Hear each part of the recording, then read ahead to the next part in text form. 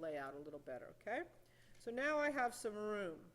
So this is about what I want. I can come in later and I can adjust each one of these and make sure that I have the spaces between the pictures equal and the borders fairly equal, okay? And you don't want to have one picture like that's really close to the other one like this. You'll be graded down on that, okay? So you want to make sure that you're paying attention to where you lay these out. How you have them spaced in there is very critical. All right, so now I want to change the background. I don't want a white background, okay? I want to change the background. You can do that several different ways. I can put another picture in the background if I want, or I can put in a color. To put in a color, this is these are the foreground and background colors here on the tool palette. You see very near the bottom the white and the black square. The default is the black squares in front and the white squares behind. That's the default on those. So you can pick a color from that to put in here, but the best way to pick a color is to use the color picker tool. That's the eyedropper. It's about a third of the way down on your toolbar. Hover over it, it says eyedropper tool. If you click on that, it turns into an eyedropper. And what it does is it gets color from something in your image and allows you to pick that exact color. So let's say I want to pick this light green. Now you notice my foreground color on the near the bottom of my tool palette, can you guys see that? Turned into light green. If I click on red, it's going to turn into red. If I click on the blue sky, it turns into blue. If I click on the brick color, it's going to turn into the brick color. So I can click on whatever color I think might look nice as my background. So let's pick on like a pale green color. So there's that pale green color. Once that color is in the foreground color area, I go about halfway down on my tool palette till I come to this paint bucket tool. It looks exactly like what I just said, which is a paint bucket.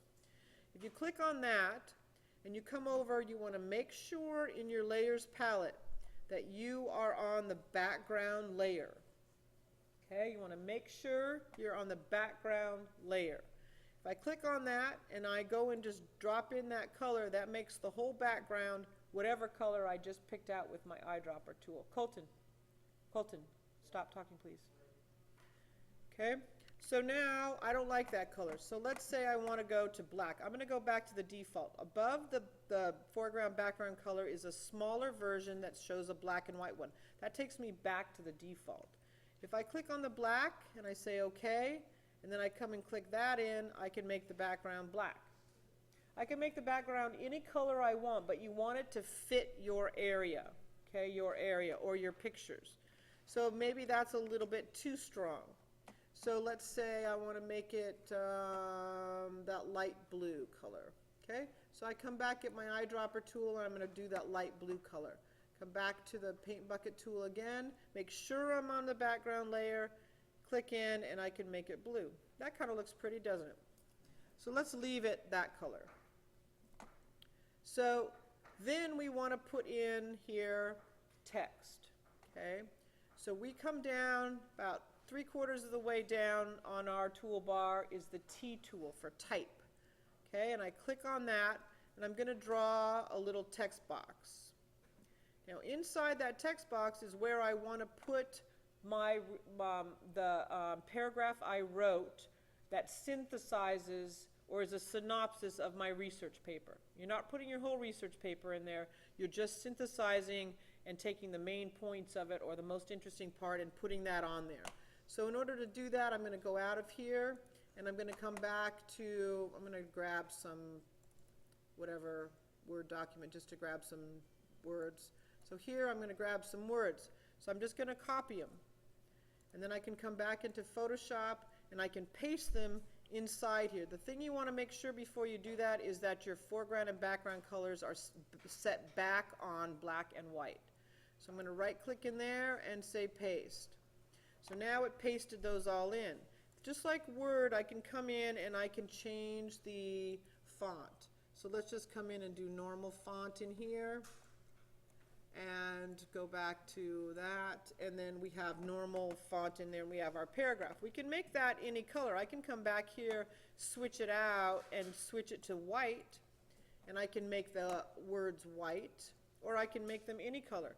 I can come back in and I can highlight them, and I can get the color picker again and pick red. So now my foreground is red, and when I come back here and I shift on that and click on the red or pinkish, it's going to come out that color. I have to apply it, and now I make it at that color. But that looks awful, so I'm going to go back to black on that. So let's go back to our default color, say OK, and there we have black. So that's going to be where our paragraph is about our specific area. Okay? Once you have a text box or text put in there, you can just use the move tool and move it all around. If you click on the text tool again and you get that box back, you can also adjust that box, so you can make your font, your words all fit into a long and skinny format, a short and fat format, whatever you want to fit your area. You can move that box around to fit whatever area. And you can do the same thing with the right and left arrow keys once it's selected. Once you commit it and you highlight move, you can use the left and right arrow keys, and you can move them slightly with to get the exactly centered how you want it. So let's say I want it about right like that. Okay? Now I need to put in my group members' names. So I'm going to go back to the type tool again, I'm going to type it in, and I'm going to put my group members' names in there. So, and I want first and last names.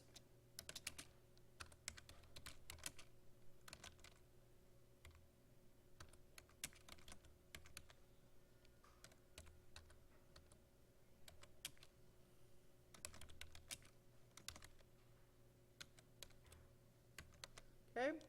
And then at the very bottom, when I finish with the names, I want you to put the year, 2014, because we're going to be doing this for 6 years in a row, and I haven't done, I didn't do the last year, I didn't put the year on the poster, so maybe make it a little bit bigger font so we can see it a little bit better compared to your names, and then we know what year that poster was created. And you want to move it around so it looks pleasing in there, and you can make that a different color if you want. It's up to you. So I can come in and grab this, and I'm going to make it, let's say red. Come back to that font and make it red. Click on that font and say OK, and apply it. And I can make that name red. So I don't want the paragraph to be any funky color in there. You can make it white or black, but don't make it real funky, because you need to be able to read it. That's going to be the main point. So here is a finished poster. Okay, here is a finished poster. Now, you may not want that blue background. Let's say instead of a blue background, I want to put in that background a picture. So I'm going to go File, Open. And I want to open, let's say, let's put this picture in the background. Okay? So I can pick any picture I want. I'm going to click and drag it in. Now it's going to be very small. And you see that it came in the middle of the frame. What I want to make sure is if I want it as the background picture, I need it to be down near the bottom, behind everything. So I'm going to move that layer, physically move it, clicking and dragging it to the very bottom so it's just above the background layer. Okay? And now when I go in here and I use Control-T to transform that, and you notice that this is a horizontal picture and I'm trying to put it in a vertical format, I'm going to do that, make it really large, and I can click and move that around, and the only thing that's going to show is where my picture is. So then I can apply that. You notice that behind it it's not going to show the picture. Let's get rid of that picture. It's not going to show the picture behind it. It just shows where I put the kids.